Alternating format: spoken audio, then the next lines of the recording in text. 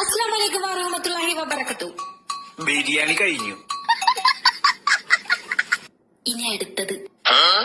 Hello. അസ്സലാമലൈക്കും വറഹ്മത്തുള്ളാഹി വബറകാതുഹു. വാലേക്കും അസ്സലാം. വാലേക്കും അസ്സലാം.